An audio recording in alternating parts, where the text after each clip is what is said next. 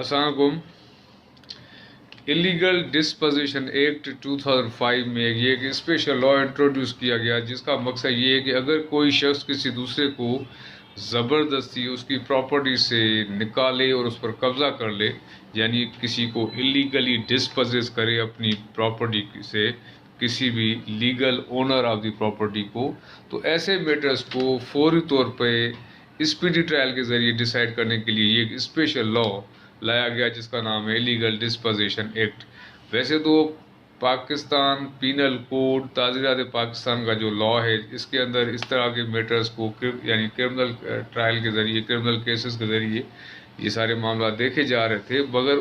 اس Pakistan penal code کے section کے تحت یہ ٹرائل بڑے سلو چلتے تھے اور کافی سلو معاملات یہ نمٹائے جاتے تھے۔ اسی لیے ضرورت محسوس کی گئی کہ کوئی اسپیشل لا لایا جائے جو کہ ایسے معاملات کو فوری طور پر نمٹانے میں ہیلپ فل ہو، تو اسی لیے یہ ایلیگل ڈسپوزیشن ایکٹ 2005 کو لایا گیا۔ اب اسی ایلیگل ڈسپوزیشن ایکٹ کے سیکشن 3، 4 اور 5 کے تحت یہ سارے معاملات دیکھے جاتے ہیں جب بھی کوئی شخص کسی کو اس کی اپنی لیگل پراپرٹیز یعنی کسی پراپرٹی کے لیگل لافل اونر کو کوئی دوسرا شخص فورسبلی طاقت کے زور سے زبردستی اس کی پراپرٹی سے بے دخل کر دے اور خود قبضہ آور ہو کے بیٹھ جائے، تو ایسی صورت میں یہ قانون حرکت میں آتا ہے۔ یہ ڈائریکٹلی سیشنز کورٹ میں اس کا ٹرائل جاتا ہے اور کافی اسپیڈی ٹرائل ہوتا ہے۔ اسی کے حوالے سے یہ ایک پٹیشن ہے جو کہ ریسنٹلی ڈیسائیڈ ہوئی ہے 22 Pakistan criminal law general 1467 Peshawar high court. تو یہ ایک پٹیشن نے یہ کمپلینٹ فائل کی under section 34 of the legal disposition act, جس میں اس کا موقف تھا کہ اس کو کسی دوسرے شخص نے زبردستی اس کی پراپرٹی سے بے دخل کر کے وہاں قبضہ کر کے بیٹھ گیا ہے۔ تو جب یہ کیس چلا تو کیس کے فیکٹس یہ تھے کہ پٹیشن کی بات واقعی میں درست تھی کہ اس کا کوئی پارٹنر تھا، یعنی ایک پراپرٹی میں یہ کمبائنڈلی پارٹنر تھے، تو ایک پارٹنر نے دوسرے پارٹنر کو یعنی وہاں سے نکال کے اور خود ساری پراپرٹی پہ قبضہ کر کے بیٹھ گیا۔ تو یہ جب پہلے آئی کمپلینٹ سیشنز کورٹ میں اور سیشن کورٹ سے یہ ٹرانسفر ہوئی ایڈیشنل سیشن کورٹ میں، تو ایڈیشنل سیشن جج نے اس کمپلینٹ کو ڈسمس کر دیا کہ اس کے جو امپورٹنٹ انگریڈینٹس ہیں جس کو ہم لیگل ڈسپوزیشن ایکٹ کے تحت ایسے کیس کو چلا سکیں، تو یہ کیس اس کی ریکوائرمنٹس پوری نہیں کر رہا تھا، تو لہٰذا اس کو ڈسمس کیا جاتا ہے۔ پھر وہ ایگریڈ پرسن پٹیشنر چلا گیا ہائی کورٹ میں، اپیل کی اس نے،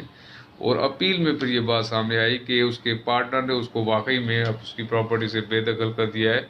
زبردستی طاقت کے ذریعے نکال دیا اور خود اس پہ قبضہ آور ہو کے بیٹھ گیا۔ تو آنریبل ہائی کورٹ نے اس کی اپیل ایکسیپٹ کرتے ہوئے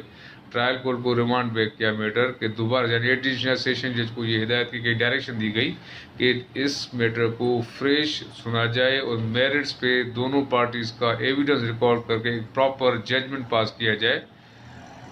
کہ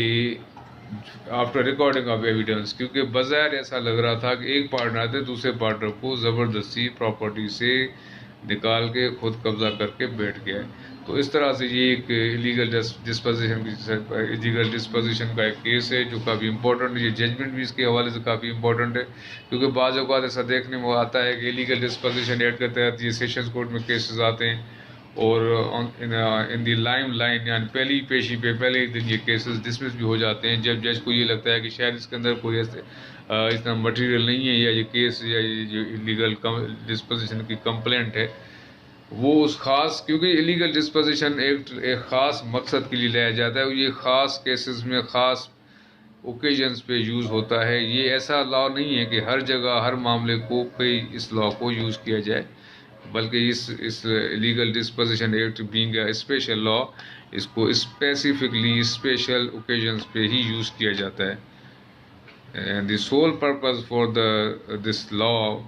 which is known as the Illegal Disposition Act 2005، اس کا پرپز ہے اسپیڈی ٹرائل، جلد سے جلد وہ کیس کرمنل کیس چلے اور فوراً اس میں فیصلہ on the basis of merit who.